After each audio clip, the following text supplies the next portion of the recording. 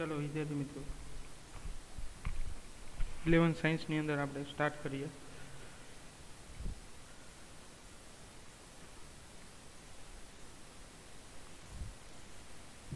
Last time આપણે કેપ્લરના બે નિયમો જોયા હતા ચેપ્ટર નંબર 8 માં ગુરુત્વાકર્ષણમાં।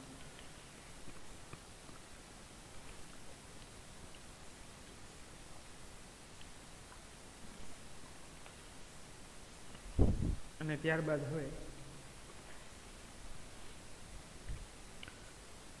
આપણે આગળ જોતા જઈએ।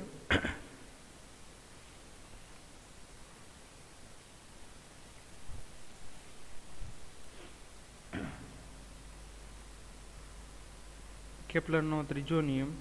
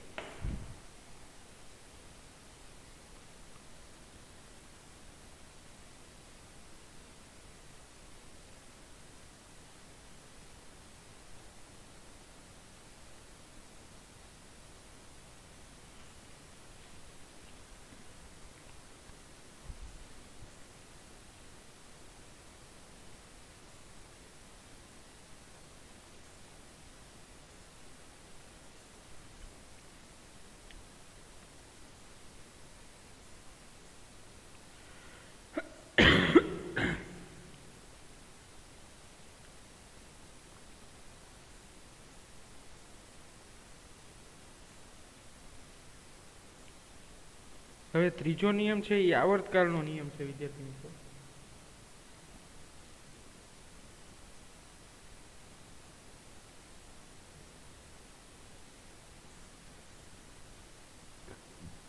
કેપ્લરનો જે ત્રીજો નિયમ છે એ આવર્તકાળ માટેનો છે। જેમ પેલો છે એ કક્ષાનો નિયમ હતો। પેલો નિયમ છે વિદ્યાર્થી મિત્રો એ કક્ષાનો નિયમ હતો। ત્યારબાદ આપણે બીજો નિયમ છે જોયો તો કેપ્લરનો જે બીજો નિયમ છે એ ક્ષેત્રફળનો નિયમ છે અને ત્રીજો છે એ કક્ષાનો છે।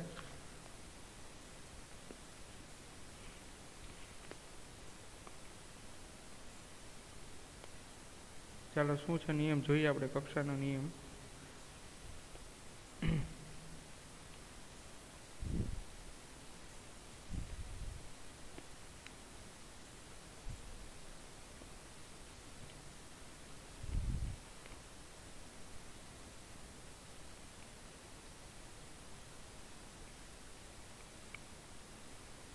ગ્રહના પરિભ્રમણના આવર્તકાળ ગ્રહના પરિભ્રમણના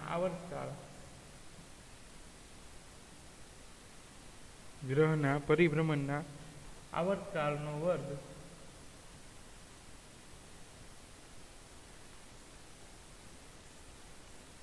ગ્રહના પરિભ્રમણના આવર્તકાળનો વર્ગ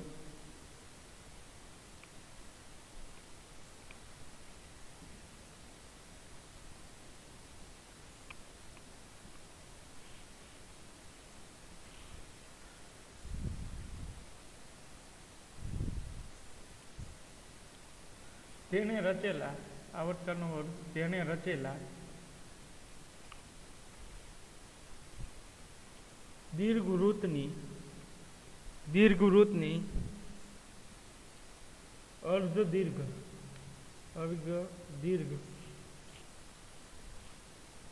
અક્ષના ઘનના એટલે એ ક્યુબ ના સપ્રમાણમાં હોય છે એટલે કે સમપ્રમાણમાં હોય છે।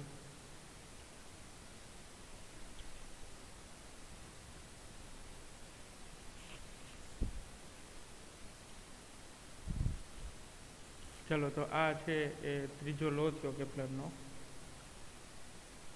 થર્ડ લો ઓફ કેપ્લર, કે આવર્તકાળનો નિયમ, એટલે કે ગ્રહના પરિભ્રમણના આવર્તકાળનો વર્ગ, ગ્રહના પરિભ્રમણના આવર્તકાળનો વર્ગ તેણે રચેલા દીર્ઘવૃત્તની અર્ધ દીર્ઘ અક્ષના ઘનના એટલે એ ક્યુબના સમપ્રમાણમાં હોય છે.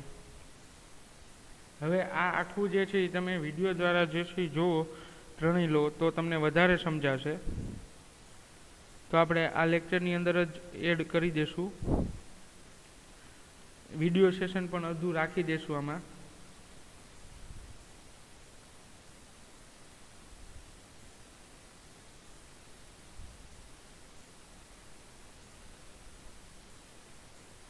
ચલો તો અર્ધ દીર્ઘ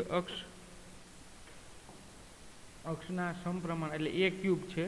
જેમ રેડિયસ આવે છે વિદ્યાર્થી મિત્રો, જેમ ત્રિજ્યા હોય છે વર્તુળમાં, એમ દીર્ઘવૃત્ત એટલે દીર્ઘ અક્ષ જે છે એનો અડધો ભાગ એટલે એની ત્રિજ્યા થઈ, તો એ ત્રિજ્યાના ઘનના સમપ્રમાણમાં હોય છે.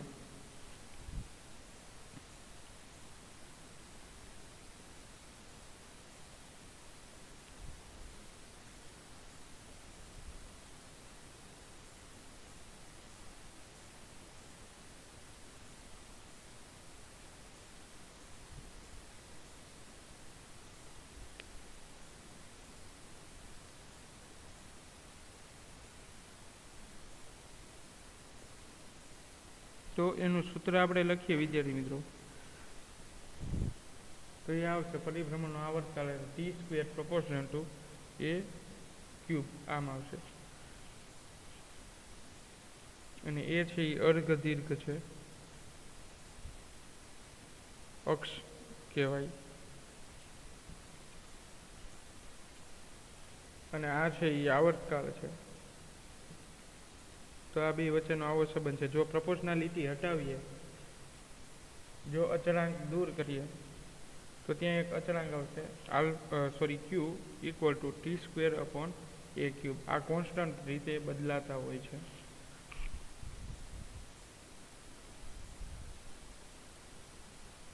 તો એ તમારી ટેક્સ્ટ બુકની અંદર એક ટેબલ છે, એ ટેબલની અંદર તમે જુઓ તો બધાયના ગ્રહનો આવર્તકાળ આપેલો છે. યર એટલે વર્ષનો સ્ક્વેર ના છેદમાં મીટર ક્યુબ, કારણ કે અક્ષ છે એ મીટરમાં હશે, એ છે એ મીટરમાં હશે, તો એનો ક્યુબ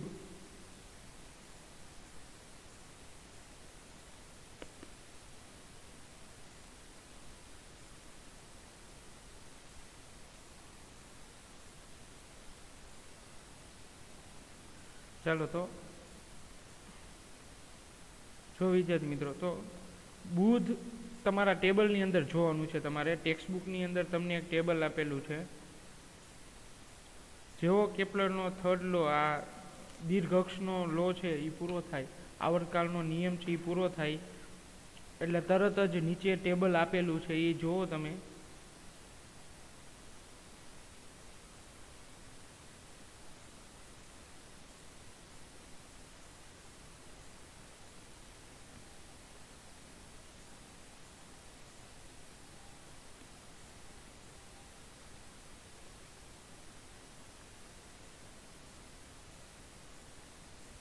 તો જો કોષ્ટકની અંદર જોતા જાઓ, બુધ, ગુરુ, શુક્ર, શનિ બધાના આવર્તકાળ આપેલા છે. એના ઉપરથી તમને મળી જાય કે સૂર્યની ફરતે પ્રદક્ષિણા કરવા માટે કયા ગ્રહને કેટલો ટાઈમ લાગે છે. સમજાણું વિદ્યાર્થી મિત્રો? કયા ગ્રહને કેટલો ટાઈમ લાગે છે એ આ સૂત્ર ઉપરથી ખબર પડી જાય.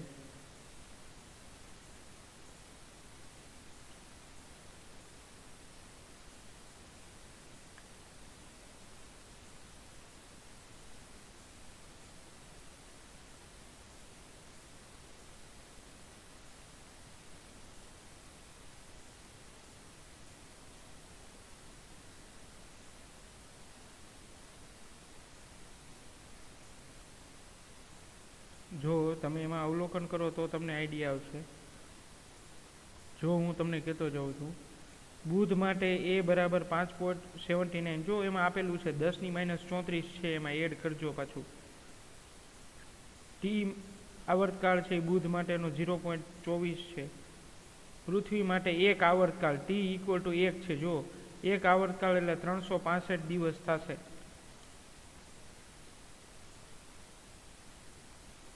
જો લખેલું છે ટી બરાબર ગ્રહના પરિભ્રમણનો આવર્તકાળ વર્ષમાં, એટલે વર્ષમાં આપેલું છે એટલે 1 વર્ષ થશે. તો જો બુધ છે એ 0.24 છે, તો પૃથ્વી કરતા બુધ છે એ સૌથી ઝડપથી ફરે છે. જો સૌથી ઝડપથી બુધ ફરે છે, એટલે પહેલી કક્ષામાં બુધ ગ્રહ રહેલો છે. સૂર્યથી પહેલી જ કક્ષામાં બુધ રહેલો છે.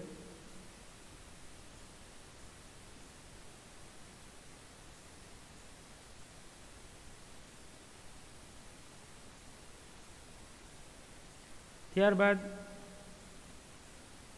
શુક્ર રહેલો છે. બુધ પછી શુક્ર રહેલો છે પછીની કક્ષામાં, બીજી કક્ષામાં શુક્ર ગ્રહ આવેલો છે. તો જો એને 0.6 એટલે આપણાથી લગભગ અડધું ઓછું, એટલે લગભગ 180 દિવસમાં એનું 1 વર્ષ પૂરું થાય છે. પછી પૃથ્વી માટે એટલે 365 દિવસ. પછી મંગળ માટે 1.88 એટલે લગભગ આશરે 2 વર્ષ જેટલું થઈ જાય છે, કે આપણું 1 વર્ષ અને મંગળ ઉપર 2 વર્ષ, એ રીતે કે એને પરિભ્રમણ કરતા એટલો વાર લાગે છે. આપણે 1 વર્ષની અંદર પરિભ્રમણ કરીએ છીએ સૂર્યની ફરતે, જ્યારે મંગળ ગ્રહ છે એ 2 વર્ષ જેટલો ટાઈમ લાગે છે સૂર્યની આસપાસ પરિભ્રમણ કરવા માટે. ત્યારબાદ ગુરુ છે, ગુરુ ગ્રહ, તો એને 11.9, જો એમાં 11.9 એટલે આપણા કરતા 10 ગણો ટાઈમ જે છે એ વધારે લાગે છે. એટલે આપણા 10 કે 11 વર્ષ થાય ત્યારે ગુરુ ઉપરનો 1 વર્ષ થાય. ગુરુ ગ્રહ ઉપર 1 વર્ષ અને આપણા 11 વર્ષ. એ જ રીતે શનિ માટે જો 29.5 આપેલું છે, તો 29 એટલે 30 ગણો ટાઈમ લાગે છે. આપણું 30 વર્ષ આપણા અને શનિ ઉપરનો 1 વર્ષ, એ રીતે સમજાવવું જોઈએ વિદ્યાર્થી મિત્રો.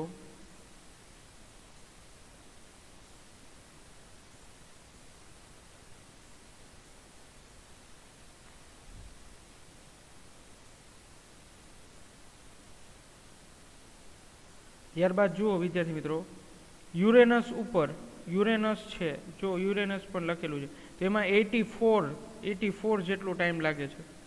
એટલે આપણા 84 વર્ષ થાય અને એનું 1 વર્ષ થાય, એ રીતે. પછી નેપચ્યુન જે છે, આ જેમ જેમ વર્ષ વધતા જાય એનો મિનિંગ એવો થાય છે કે એ બધા દૂર છે, પૃથ્વીથી ખૂબ જ દૂર આવેલા છે. તો આ ત્રીજા નિયમ ઉપરથી આ બધી માહિતી મળે વિદ્યાર્થી મિત્રો.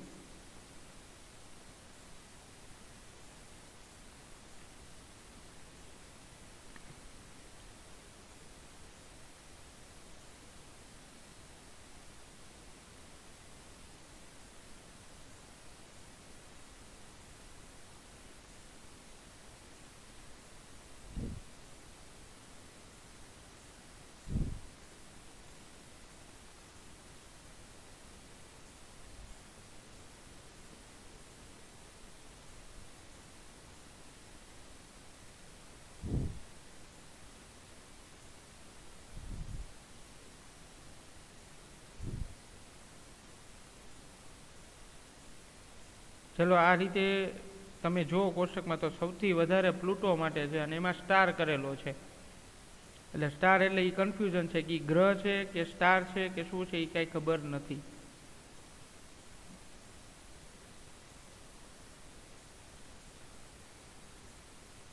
ચાલો વિદ્યાર્થી મિત્રો, તો અહીંયા તમને ખબર પડે કે ભાઈ કેપ્લરનો ત્રીજો નિયમ છે એ આપણને સૂર્ય ફરતે પરિભ્રમણ થવા માટે કેટલો ટાઈમ લાગે છે વર્ષમાં, એની માહિતી આપે છે આપણને.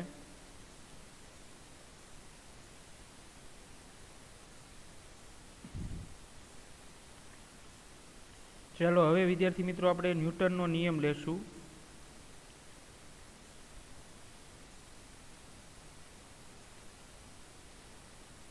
હવે જ્યારે તમે વિદ્યાર્થી મિત્રો 12માં આવશો, 12મા સાયન્સની અંદર, ત્યારે પાર્ટ 1ની અંદર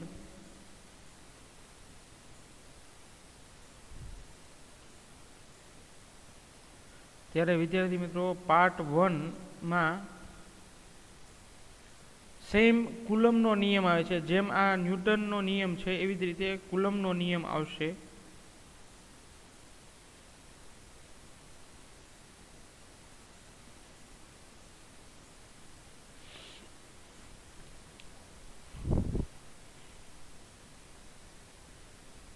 તો હવે આપણે જોઈએ ન્યૂટનનો નિયમ.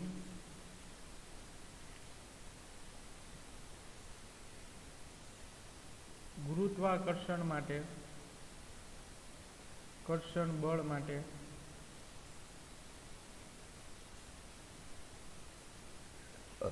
ન્યૂટનનો નિયમ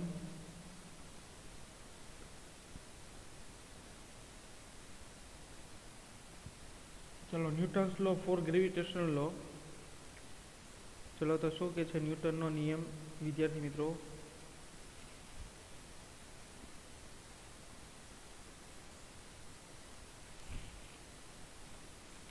હવે ન્યૂટનનો નિયમ એવું સૂચવે છે વિદ્યાર્થી મિત્રો ગુરુત્વાકર્ષણ માટે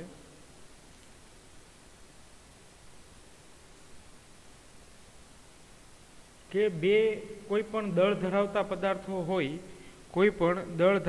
પદાર્થો હોય એ એકબીજા ઉપર ગુરુત્વાકર્ષી પ્રકારનું બળ ઉદ્ભવે છે. કોઈ પણ બે દળ ધરાવતા પદાર્થ અથવા તો તેથી વધારે પદાર્થો એકબીજા ઉપર ગુરુત્વાકર્ષી બળ અનુભવે છે, લગાડે છે.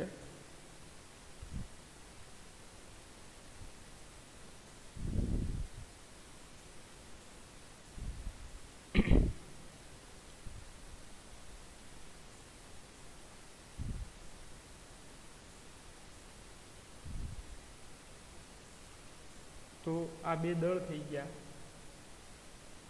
કોઈ પણ દળ ધરાવતા પદાર્થ હોય એના માટે જ આ નિયમ લાગુ પડે છે. યાદ રાખજો, ગુરુત્વાકર્ષણનો નિયમ ફક્ત દળ ધરાવતા પદાર્થો માટે લાગે છે. તો એ દળ M1 અને એ બીજું છે M2 થઈ ગયું.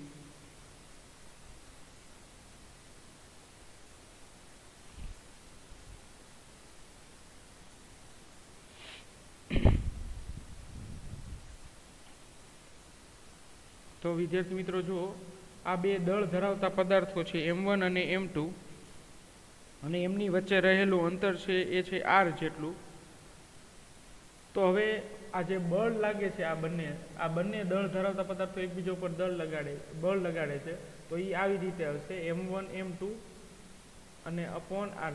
પ્રોપોર્શનાલિટી છે F proportional to M1 M2 upon R².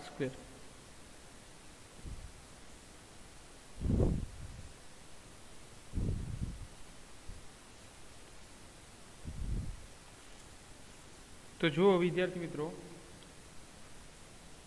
આ ગુરુત્વાકર્ષણ બળની ડેફિનેશન આપવી હોય તો એની ડેફિનેશન આ રીતે થશે કે કોઈ પણ બે કે તેથી વધારે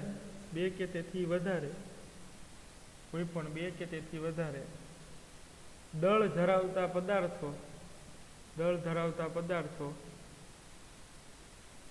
કોઈ પણ બે કે તેથી વધારે દળ ધરાવતા પદાર્થો એકબીજા પર ગુરુત્વાકર્ષી બળ લગાડે છે. એ બળ તેમના દળના ગુણાકાર તથા તેઓના દળના ગુણાકાર તથા તેમની વચ્ચે રહેલા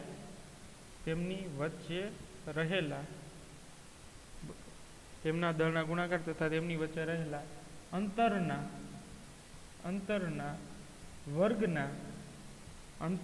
વર્ગના વ્યસ્ત પ્રમાણમાં હોય છે.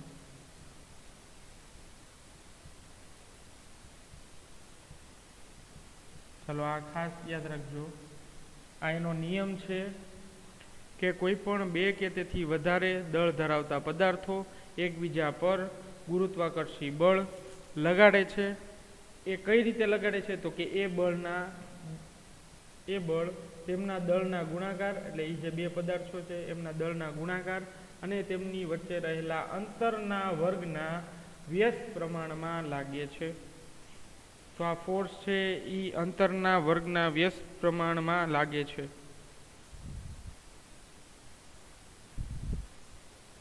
ચલો વિદ્યાર્થી મિત્રો સમજાય. અંતરના વર્ગના વ્યસ્ત પ્રમાણમાં બળ ઉદ્ભવે છે.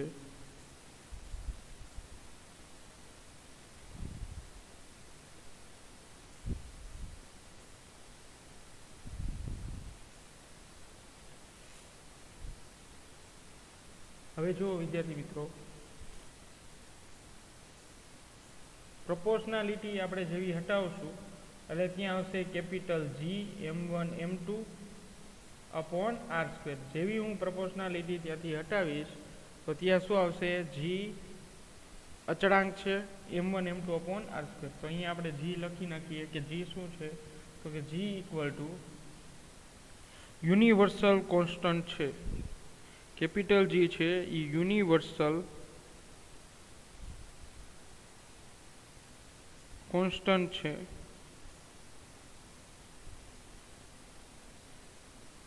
કેપિટલ G એની કિંમત છે અચળાંકની 6.67 ગુણ્યા 10⁻11 ન્યૂટન મીટર સ્ક્વેર પર કિલોગ્રામ. ચલો, તો આ જે છે અને 6.7 પણ લખી શકાય છે ગુણ્યા 10⁻11 ન્યૂટન મીટર સ્ક્વેર પર કિલોગ્રામ. ચલો, આ કોન્સ્ટન્ટની વેલ્યુ પણ યાદ રાખવાની છે વિદ્યાર્થી મિત્રો દાખલામાં.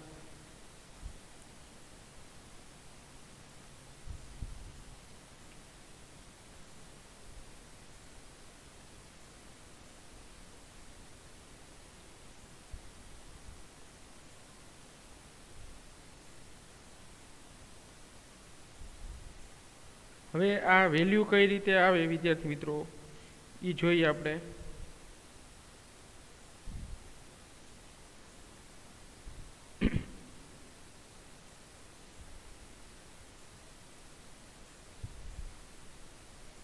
હવે યાદ રાખવાનું છે વિદ્યાર્થી મિત્રો આ વેલ્યુ કઈ રીતે આવે છે.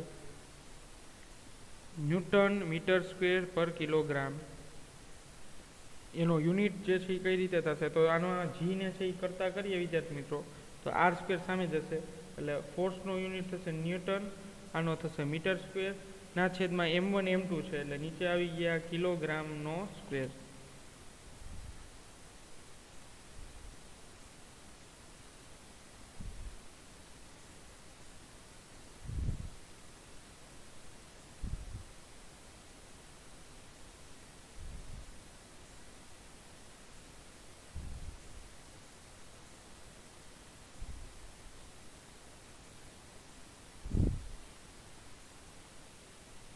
ચલો, આ રીતે થઈ જશે f ની વેલ્યુ ઉપરથી. હવે આ છે એ આખા યુનિવર્સની અંદર કોઈ પણ જગ્યાએ લાગશે. આખા બ્રહ્માંડની અંદર m1 અને m2 બે દળ ધરાવતા પદાર્થ, તો એમાં સૂર્ય અને પૃથ્વી પણ આવી જાય, મંગળ અને ગુરુ પણ આવી જાય. કોઈ પણ કે જે દળ ધરાવતા પદાર્થો હોય એ બધા આવી જશે.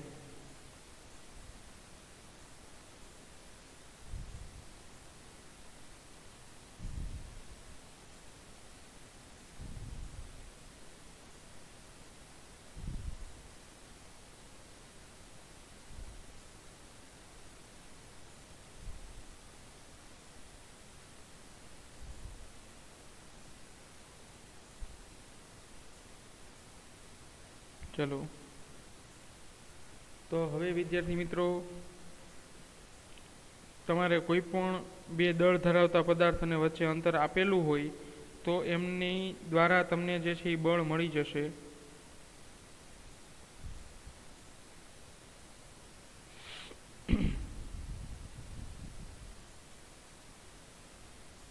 જે ગુરુત્વાકર્ષણના નિયમ પર આધારિત હોય એવા કોઈ પણ કે જે દળ ધરાવતા હોય એના માટે લાગુ પડે છે. સાર્વત્રિક નિયમ છે એવું પણ કહેવાય. સાર્વત્રિક અચળાંક આ છે G, એને સાર્વત્રિક અચળાંક પણ કહેવાય છે. સાર્વત્રિક અચળાંક. ચલો,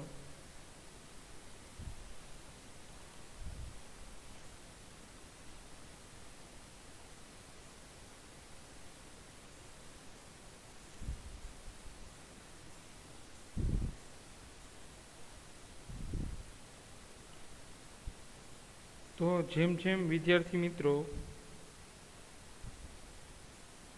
જેમ જેમ અંતર વધતું જશે, આર વધે, તેમ ગુરુત્વાકર્ષી બળનું મૂલ્ય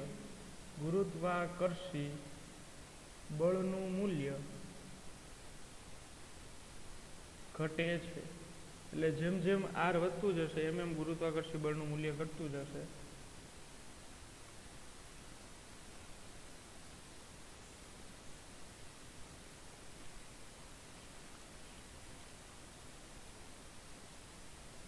આ બળ એ લઘુ નહીં પણ ગુરુ અંતરીય છે વિદ્યાર્થી મિત્રો. આ બળ છે એ ગુરુ અંતરીય બળ છે, કારણ કે આની રેન્જ છે એ કોઈ પણ બે દળ ધરાવતા પદાર્થો વચ્ચે લાગે છે. કોઈ પણ દળ ધરાવતા પદાર્થો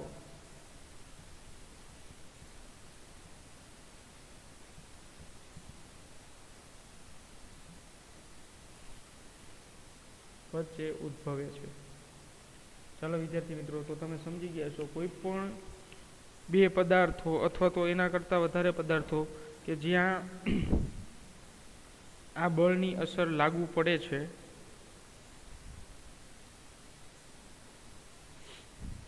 તો એવા બધા માટે જે છે એ બળ અસ્તિત્વમાં હશે. ખૂબ જ દૂર માટે હશે તો વીક ગ્રેવિટેશનલ ફોર્સ હશે, પણ બળ તો લાગશે જ.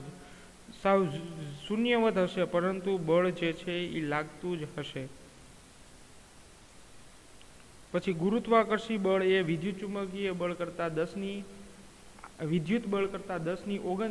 જેટલું ગુરુત્વાકર્ષી બળ એ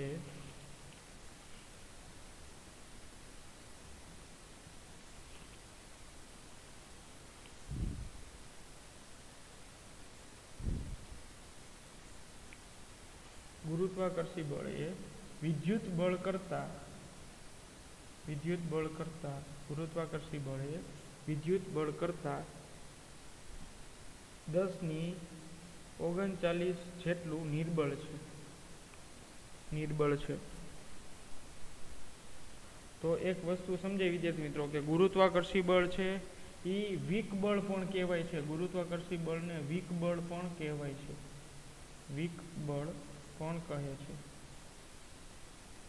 ચાલો વિદ્યાર્થી મિત્રો, ગુરુત્વાકર્ષી બળને વીક બળ તરીકે પણ ઓળખવામાં આવે છે, કારણ કે વિદ્યુત બળ છે એ ગુરુત્વાકર્ષી બળ કરતાં 10⁻⁹ જેટલું પ્રબળ છે, જ્યારે ઓલું એટલું જ નિર્બળ થશે. ગુરુત્વાકર્ષી બળ છે એ એટલું જ નિર્બળ થશે જેટલું ઓલું પ્રબળ છે.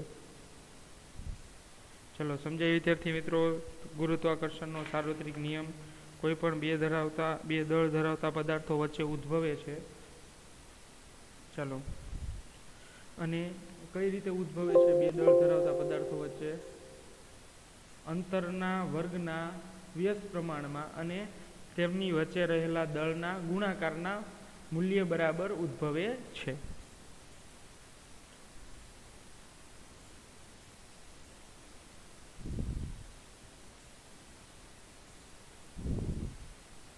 ચાલો તો સમજાય વિદ્યાર્થી મિત્રો. તો આજના લેક્ચરમાં અહીં સુધી રાખીએ. નેક્સ્ટ લેક્ચરમાં આપણે કેપ્લરનો લો જોવાનો છે. કેપ્લરનો નિયમ છે એ વિડીયો દ્વારા જોશું, અને ત્યારબાદ એકમ કસોટીની અંદર જે પૂછાઈ ગયો છે પ્રશ્ન એની ચર્ચા કરશું.